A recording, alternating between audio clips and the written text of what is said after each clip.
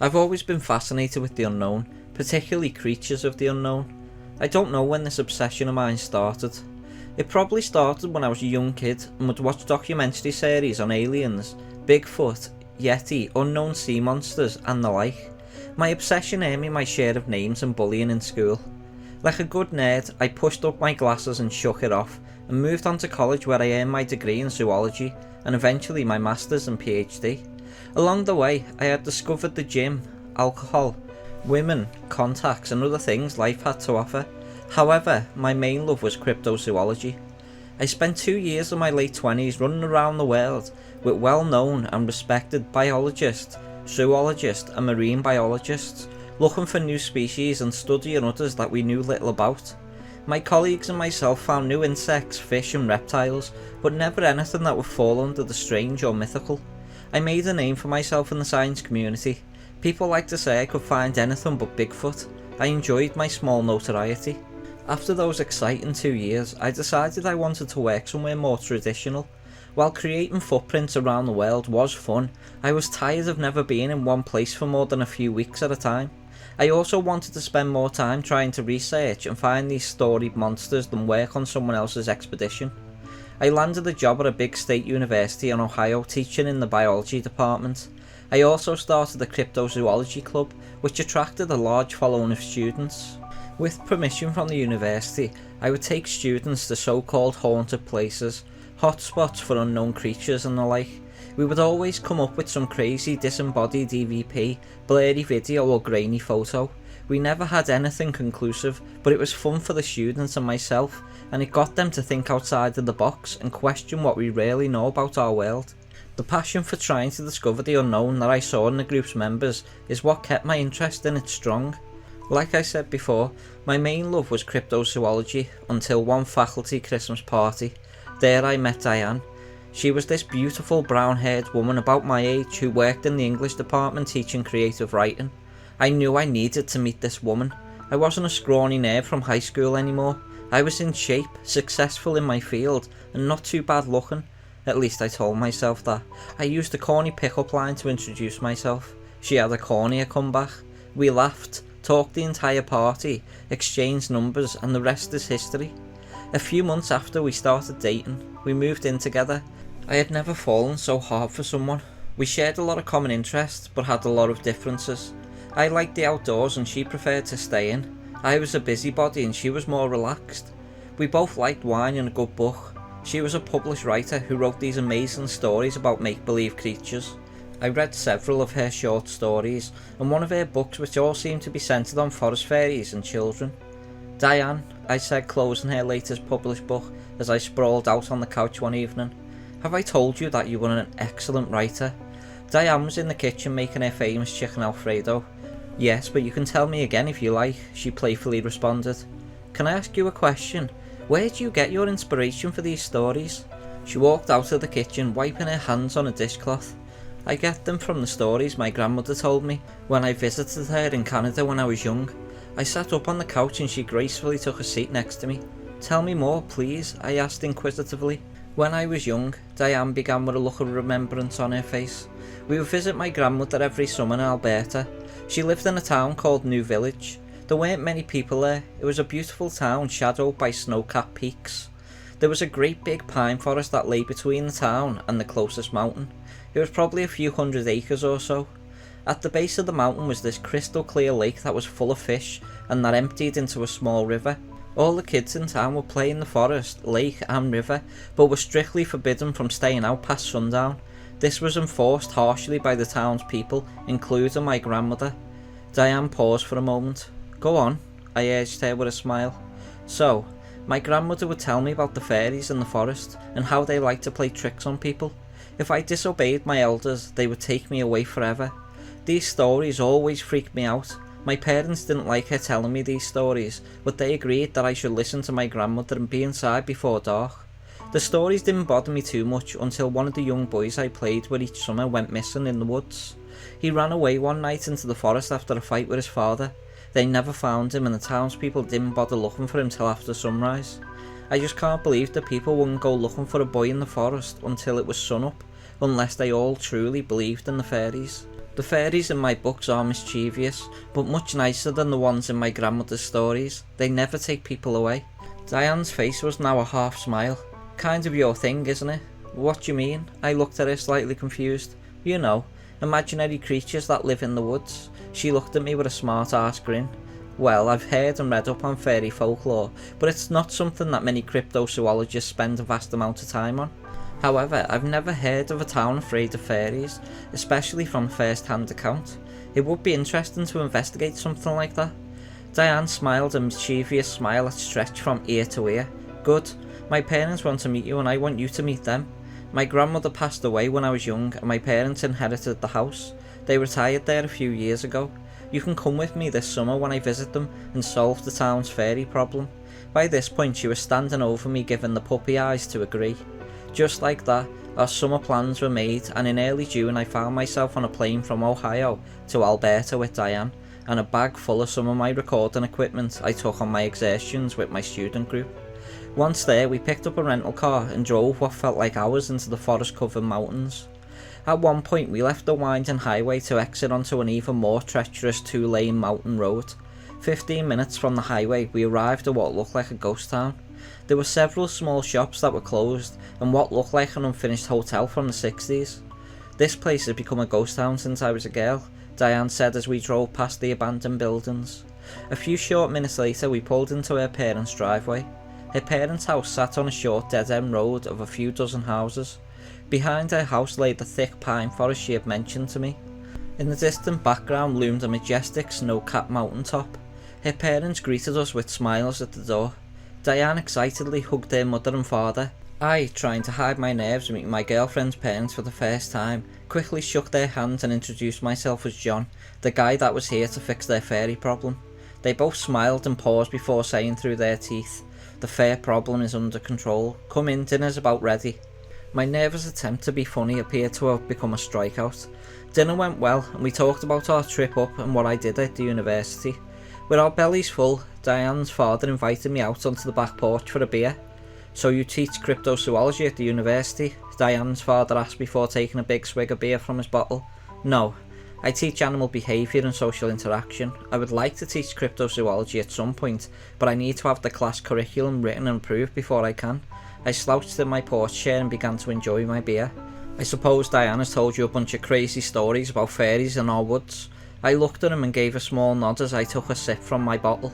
"They're all true. Sounds stupid, crazy, but they're all true. My wife told me those stories too, and I wouldn't have believed them if I hadn't seen some crazy stuff or experienced our neighbour's niece disappear one night 2 summers ago in that pine forest." He pointed towards the woodline just off his backyard while taking another swig from his bottle. "We've had a drought the last few years, and the pines are all dried up and getting brown. The forest used to be dark and green, now it's just a sad brownish colour." Diane's father finished his beer and looked up at the sky. The pines were brown and looked all dried out, even in the setting sun. The air wasn't filled with that typical pine wood smell. In fact, the air was cool and stale. "You want to see a magic trick?" he asked me excitedly. Sure," I said, half expecting him to pull a coin out from behind my ear. "Watch the back gate. The sun sets at about 9 PM today. About that time the latch will pop up and it'll swing open. No hands," he said, waving his in the air. Diane's parents' yard was fenced in with a single back gate, which led directly into the forest. Some of the forest pine branches hung just over the gate. I wasn't quite sure how to take Diane's father's statement, so I waited. The sun slowly crept behind the mountains and the clock reached 9 PM. I finished my beer as we quietly sat on the back porch. As I was about to get up and tell Diane's father that this was the longest trick I'd ever waited for, the sound of scraping against the opposite side of the fence caught my ear. It started at the back corner of the fence. It sounded like a child was dragging a stick across its pickets as it walked by. The sound accelerated towards the gate. I was laser focused on the gate, paying no attention to Diane and her mother who had walked out onto the deck with us. Ching went the gate latch and the gate swung open slowly as if pushed softly by an invisible force. "No way," I muttered to myself as I slowly began to walk off the deck towards the back gate. A strong, forceful grip pulled me back up on the deck. My head snapped around to see Diane's father gripping my arm with force. "Don't go over there," he said with a stern voice and look. "Robbie, let him go," Diane's mother chimed in.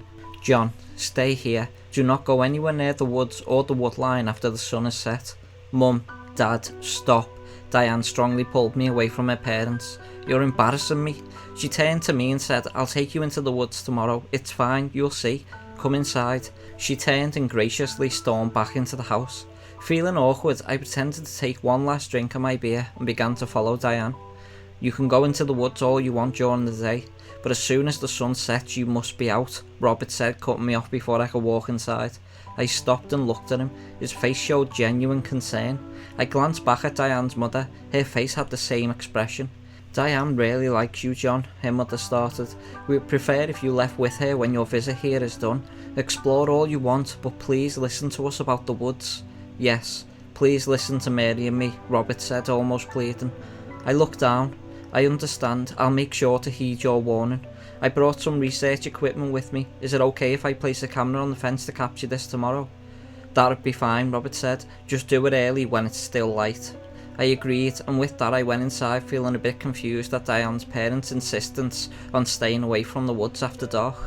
Diane and I got ready for bed that night, and as I laid in bed with her head on my chest, I tried to piece together if her family really believed in fairies, and if their facial concern earlier was genuine.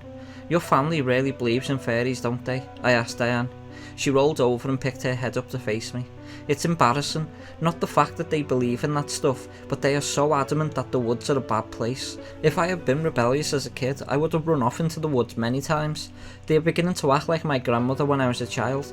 I don't know how my dad does that gate trick, but it's getting old. He pulled it on me 2 years ago and insists it's not him." Diane was getting more and more annoyed the more she talked. "I'll take you into the woods tomorrow. You'll see. I used to play there as a child. There is nothing wrong with it." I pulled her in tightly to my body and kissed her goodnight softly. "Okay, we'll go on an adventure tomorrow," I said before dozing off. The next morning Diane took me into the pine forest after breakfast. She showed me all the things she could remember from her childhood. She showed me her favourite trails, which had become slightly overgrown. She showed me her favourite spot on the river and her favourite shore of the lake. The lake shore was littered with dead fish here and there, but strangely no rotten fish smell. "It's a shame that they died. I remember the lake being healthy when I was young. We used to fish here as kids," she explained to me as we navigated the shores. On the lake shore was an old foundation to a building that never started. Diane said that it was supposed to be a lodge for visitors to the lake in the 60s, but it was never finished. The crumbling foundation was covered in moss and looked more like a pathetic version of Stonehenge more than anything. It was about noon and we agreed to head back through the woods to get some lunch at her parents' house. As we walked hand in hand through the woods on trails that I was surprised she could still navigate from her childhood memories, I noticed that almost all the pines were brown or brownish green. Their trunks were rather large, swollen even, as if stuffed with something, and most of the underbrush was dead or looked like it was dying. Diane mentioned that there had been little rain during the summer and the spring of the last few years. I thought it strange that the forest would be dried out, but the river and lake didn't seem to be at low levels. At lunch, Robert brought the topic of cryptozoology and my interest in what they felt were fairies in the forest. "You should talk to Daniel Whitefeather. He's a detective with the county and lives a few houses down. He's also the last of the tribe that once lived here. He's sort of an amateur historian for the area and has plenty of stories to tell about the fairies in the woods. I'll give him a call and tell him you're coming over." Robert gave me his address, and at the encouragement of Diane, I ventured to his house that afternoon, as Diane and her mother had planned to do some shopping in the next town over. I knocked on Daniel's door, unsure if he would be home or not. The lock unlatched and the door slowly opened to an older man with a weather-beaten face. "Are you Daniel?" I asked, reaching out my hand for a handshake. "My name is John and—" "You want to know about the woods, correct?" he said, cutting me off. "Robert called and told me about you. Come in, please. I've got a few hours before I need to head to work to cover a night shift." I entered his house. It was large and filled with mounted animals, fish, and a variety of what appeared to be Native American memorabilia. He led me to his living room and motioned for me to sit. His living room walled on all sides by filing cabinets and bookshelves. There was no TV, and a thick layer of dust caked most flat surfaces. "So, what can I tell you?" Daniel stated, slowly taking a seat in the chair across from me. "Well, whatever you know about the forest, or the supposed creatures in the forest," I started. "I study unknown creatures, mythological creatures, or whatever you want to call them, and I'm familiar with fairies and folklore, but I've never encountered an entire town that seemed to fear these creatures like they supposedly do here." Daniel sat back for a moment and looked up at the ceiling, as if to pull his thoughts down through the tile. "My tribe, or rather, my ancestors, were the first to settle this area. As the oral tradition goes, we were once a large and proud tribe that numbered greatly in Alberta long before the white settlers came. A harsh run of winters and warring with other tribes cut our numbers down, and our enemies pushed us out of our original land. We wandered until we found this place. Cold, starved and desperate for shelter, we felt blessed to have come across a place with good hunting, the mountains to shelter us and a river and lake to supply us with fresh water. I looked at him eagerly as he took a small break to remember his words. He sat up and leaned forward in his chair. The story goes that when we found this land, we were forbidden to enter the forest by some strange creature that lived there. My people would call them the forest walkers. They said they were guardians of the pine forest here. The chief, seeing his people starving and without a place to live, struck a deal with the forest walkers. We could hunt, fish, live here, and they would protect us as long as once every moon cycle we agreed to give them one of our own. Wait, I interrupted. So, like a sacrifice? Yes, Daniel continued. Each full moon we would send one chosen person by lot into the forest. Their screams would fill the night sky. It was a horrible thing, but for us to survive, the chief made the deal and we kept to it. Many years would pass as we sacrificed one after another of our own. Our numbers would slowly decrease over time, but those who remained were always safe, had food to hunt and fresh water to drink. Daniel got up from his seat and walked over to his bookshelf and pulled out a leather-bound book whose pages' edges were yellow from age. He plopped the book down in front of me on the coffee table between us. The book landed with a thud and a dust cloud filled the air. Sorry, I've been busy and haven't had much time to clean, Daniel stated, fighting back a cough and swatting the air to clear it. It's no problem, I calmly replied as I sat back trying to avoid the allergen-heavy mushroom cloud. But how does what appears to be an Indian legend turn into a town full of people fearing the woods? That book, he stated, pointing at it, contains all the stories about the forest walkers that have been passed down from generation to generation in my tribe. I started writing them down when I was young. I got them from the elders, my relatives and many others before they all passed. I'm the last one, and I figured someone should document this so others can know what we witnessed.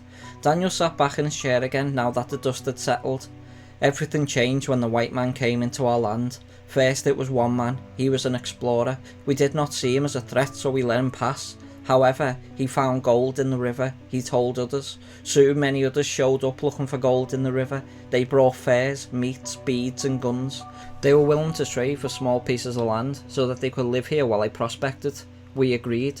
The prospectors were supplying us with new things and we were trading small parcels of land for them. The white people cut down trees to make the clearing in which our town sits now. They built houses, they hunted and fished. We no longer sent one of our own into the forest every full moon. So the sacrifices stopped because you were getting what you needed from settlers? I questioned. What about your deal with the creatures? We lived peacefully alongside the white man, Daniel started again. The forest walkers were angry that we had broken our deal. They would watch us from the tree line in the shadows. Their anger could be felt. One night several prospectors who were fishing the lake came home through the forest late. The walkers took one of them violently in front of the others. Their screams filled the night air. The survivors fled and never returned. They left their belongings and even their gold because they were so scared. Soon people within the woods past dark began to disappear. No trace could be found. Daniel sat up and took a deep breath. When people started to avoid the woods after dark, they started to trick people into coming into the woods. They would mimic the cries of children or loved ones during the night. Anyone who ran into the woods to save them would be taken. They took 3 mothers of our tribe once because the walkers cried like babies on the forest line. The women ran to save the babies, only to be taken away. They only took one person at a time, but they started taking them more often as revenge. So they can mimic sounds or voices? I questioned, a bit confused. Yes, he began while rubbing the side of his head. They can take anyone's voice, or sound like anything that would entice you to enter the woods. The greed of gold was greater than the danger of being taken, and more white people showed up until so many had disappeared that the word had gotten out that this land was cursed. Many people left, but those who were widows with small children stayed. Everyone who lives here now is a relative of someone taken. My tribe helped them and welcomed them to stay here. It became forbidden to enter the forest at night. So why are the people still living here? I questioned. Why not pack up and leave this place if it's cursed? My people made a pact with those who were left from the prospecting rush. We agreed to guard this place and keep people from the evil here. We would tell no one about this place. We had made a deal and broken it. We had put others in danger. However, no matter what we did or said, the word always made it out about the fishing and hunting or the gold in the river. People would come and disappear.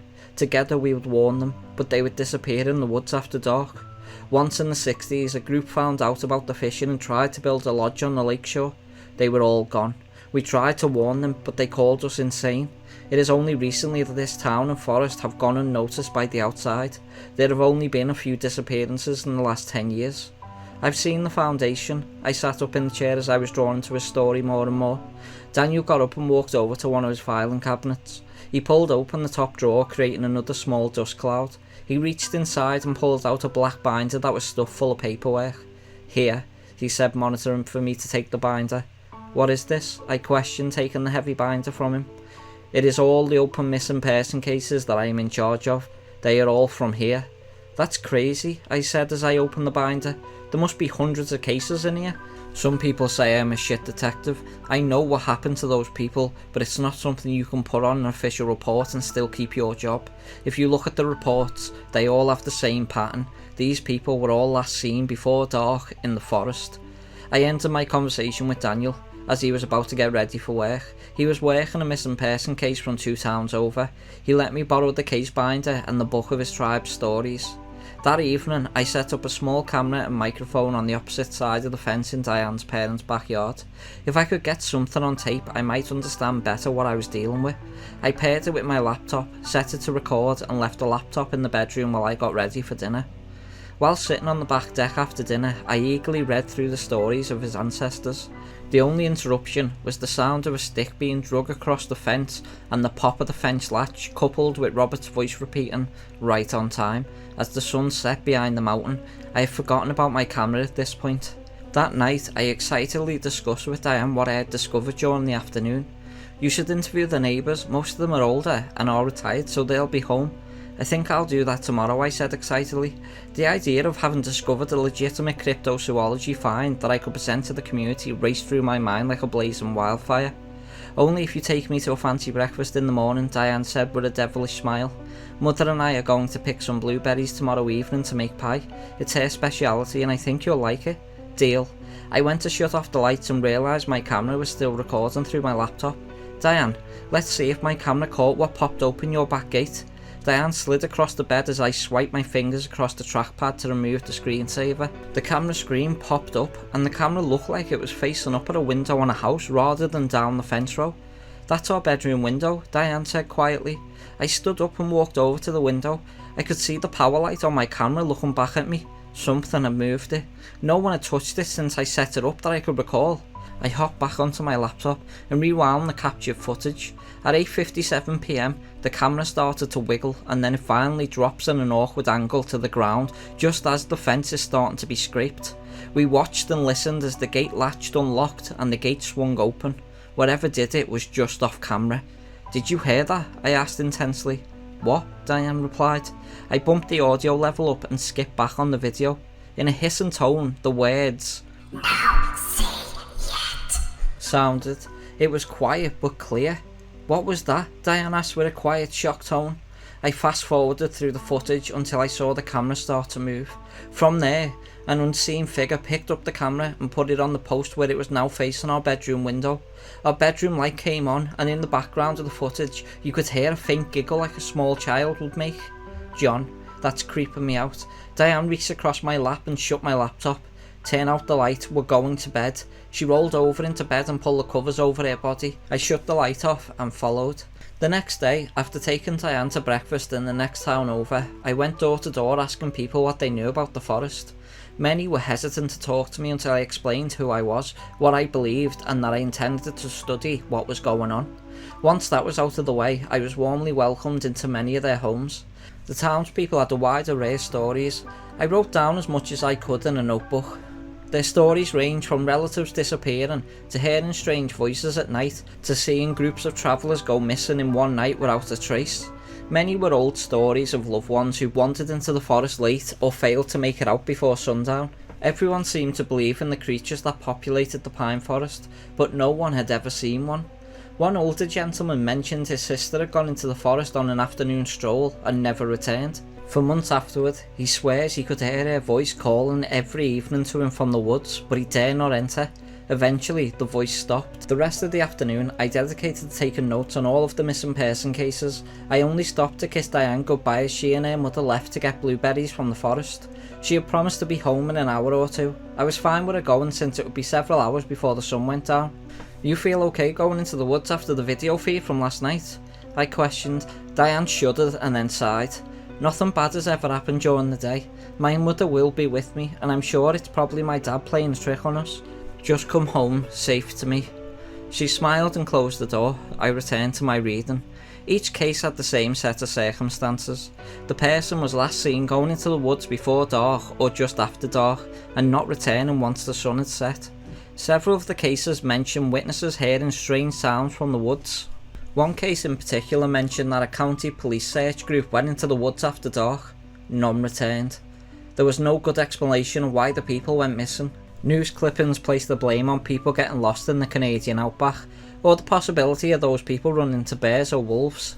Exhausted after all my note-taking, I closed the binder full of cases and sat back in my seat in the living room. I breathed deeply and stood up collecting the binder and book that Daniel let me borrow.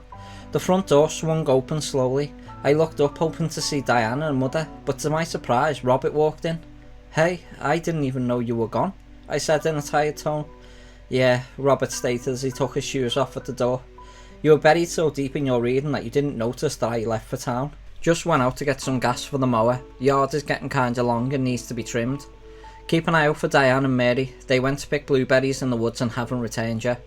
"Okay, the girls still have time. Sun won't set for another 3 to 3.5 hours. I could hear a slight worry in his voice. I finished gathering my things and walked to Daniel's house to return the items. When I arrived, he was sitting on his front porch, still in his police uniform with a beer. "John," he said with a smile, holding the beer up in salutation, "I see you've come to return my binder and book. Did you find what you needed?" I handed him the book and binder and took a seat beside him. I found a lot of interesting stuff. I interviewed many of the neighbours and I believe everyone feels like there is something in the woods. All the missing cases are similar. All the Indian stories are intriguing, but tell me something. Why are these people still living here? I understand your ancestors made a pact, but why not just up and leave? Daniel put his beer down on the porch and sighed deeply. He raised his hands up and placed them behind his head before sinking back into his chair. "This will sound stupid, but it has been an oral tradition and an agreement of all those raised here that we would stay and make sure nothing was built on this land beyond what has already existed. We didn't want the folks to suffer what our ancestors have gone through. Everyone here is a relative of a prospector or settler that came here many years ago. Everyone has lost someone to those woods. All those boarded buildings in town belong to someone here. They've just agreed to never sell them and let them fall into dust. Most people couldn't afford to move away anyway. Some of the houses up the street are the same way. Why give something to someone in the horrid place? We grew up here. We know what it's like to hear the noises in the night and fear for visiting relatives. If the town people all die off and this place falls off the map, it'd be best for everyone." He took another deep breath. "We are the last of the people who will live here. Diane's parents were raised here. She wasn't. When they are gone, the house will sit abandoned, just like the rest." I sat in silence trying to wrap my head around what Daniel was telling me. Sure, none of the houses in the town were extravagant, and no particular person seemed to be wealthy, but how could they live in a place that they all seemed to fear? "What did they look like?" I asked. "Who?" Daniel replied, sitting up a little straighter as if surprised by my question. "The forest walkers, or the fairies, or whatever you want to call them. What do they look like? I have no descriptions in any of the text you gave me. The only indication of someone talking to them was your ancestors." I sat up and looked at Daniel with a stern look. "Tonight is a full moon. Only a few people have been lost in the woods during the dark in the last 10 years. They are angry. You can feel it in the air. I'm going to retire in 2 years. I spent my life trying to find those missing people. I've been in the woods during the day. They are hard to see. They are tall and very skinny. If you look hard, you can see their outline among the trees. It's very hard to make out, but there are hundreds of them. They are in the woods now. They won't move until dark. But even now you can look among the tree line and see them standing still." Daniel pointed towards the woods that were across the road from his house. I looked hard but could see nothing but pines in the fading light. I thanked him for his time and resources and made my way back to Diane's parents' house in the waning light. The sun had set, and a cool breeze blew over the road and into the woods as if the forest itself was inhaling. I walked along the broken sidewalk, looking into the dark pines to see if I could catch a glimpse of what Daniel was talking about. The moon was full and extra bright. It almost looked like day with a slightly bluish tint. There was no noise, no bugs, no birds. Only the breeze and my footsteps filled the night air. I would be home in just another 100 yards or so. "John!" A blood-curdling cry sounded from just inside the forest line. That voice, I knew that voice. It was Diane. The hair on my neck stood straight up. My heart began to pound with a violent fervour. Diane hadn't come back with her mother when I left. What if she hadn't made it out of the woods? What if she was hurt? What if she was being taken? "John!" The scream sounded again. This time it sounded like she was in agonising pain.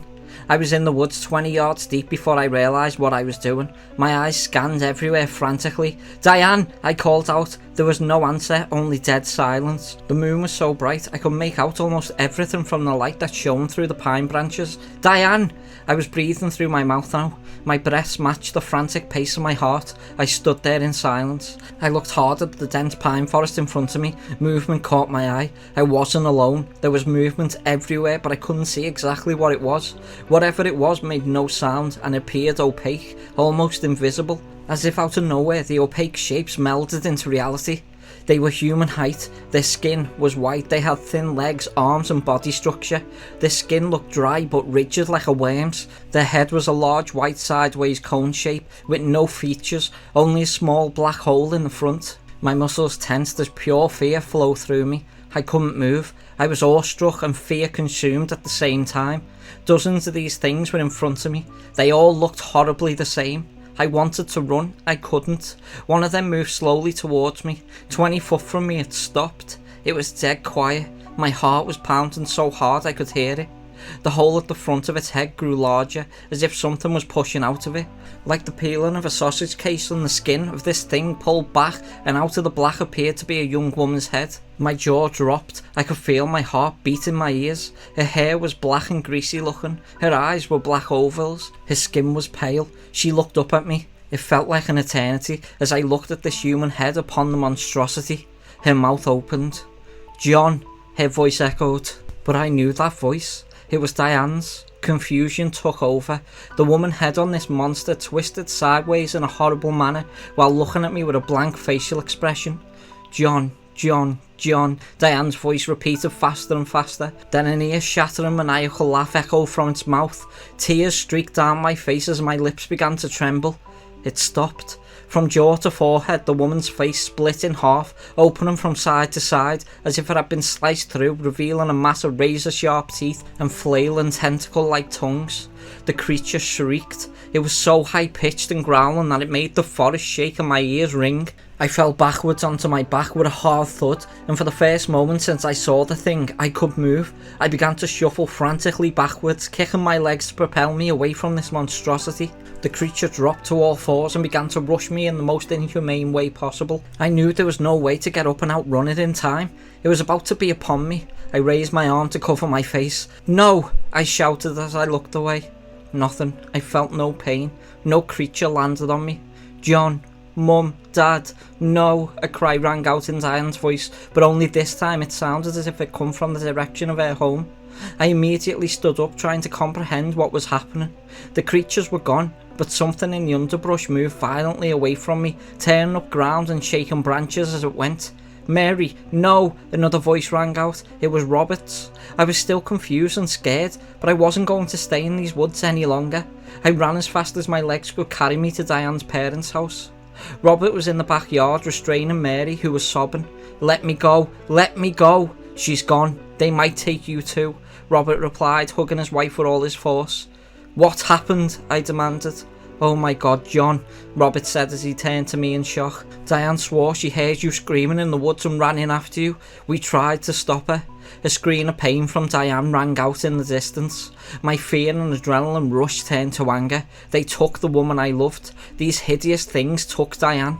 Without thinking, I ran to the garage and scooped up the gas can Robert had filled earlier in the day. I scanned the garage frantically and found a propane torch on a shelf. I quickly made my way to the tree line in their backyard. "Robert, hold this," I commanded as I shoved the propane lighter into his arms. I began pouring the gas carelessly on the trees and the brush along the forest line. "What are you doing?" he asked with a puzzled look on his face, still trying to comfort his wife.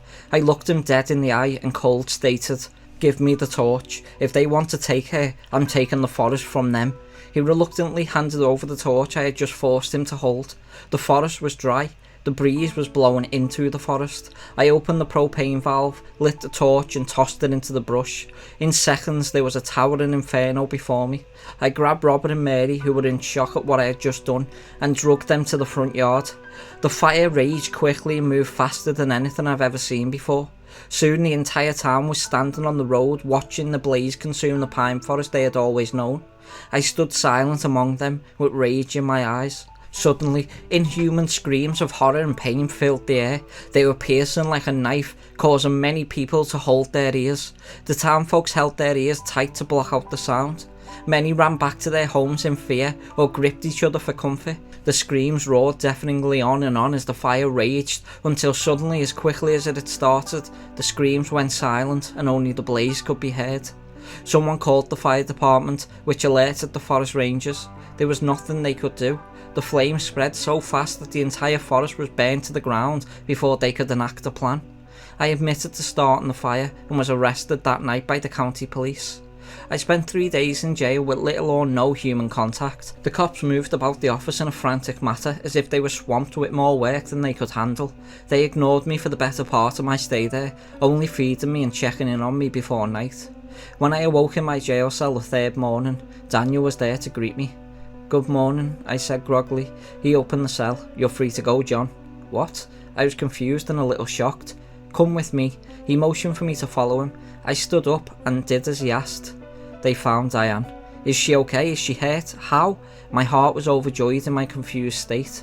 "She had some burns, cuts, bruises, suffered from some smoke inhalation and seems to be in shock, but she's alive. Get in the car and I'll take you to the hospital. I would have told you sooner, but I've been busy with everything that's been going on." "Thank God," I shouted. "But wait, I'm confused. Why am I going free?" "Get in the car. I'll tell you about it on the ride over." The car ride to the hospital was about an hour away.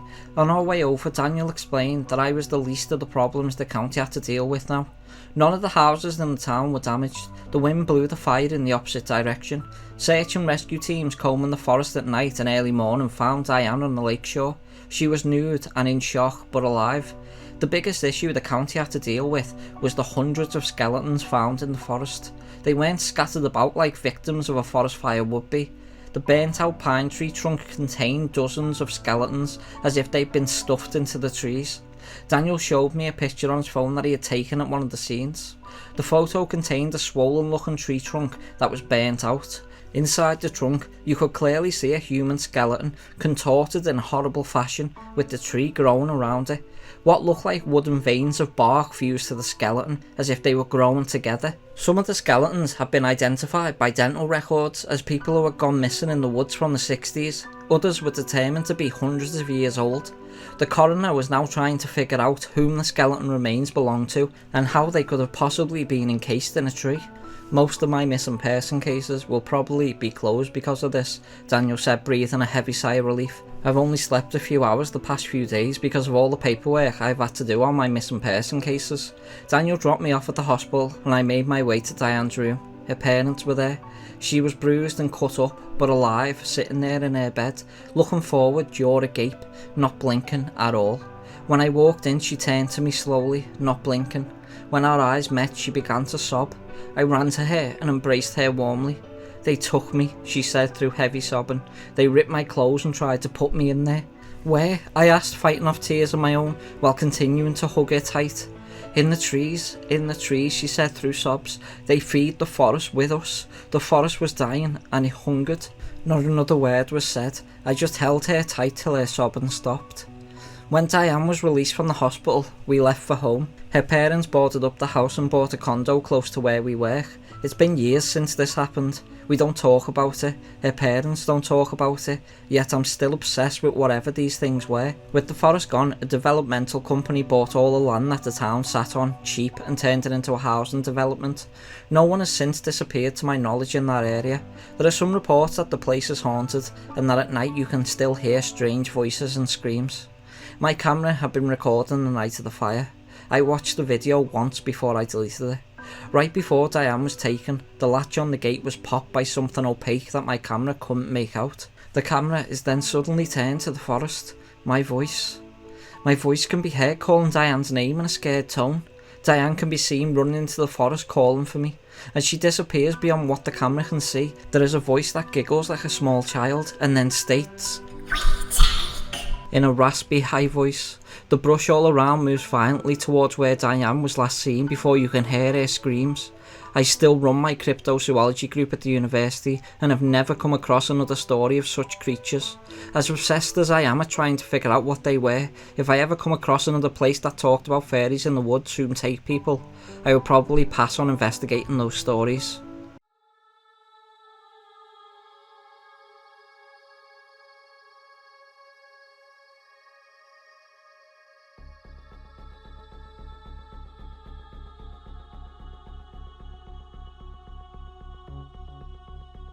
Thank you for watching today's video, and if you liked what you hear, please consider subscribing, leaving a like and a comment.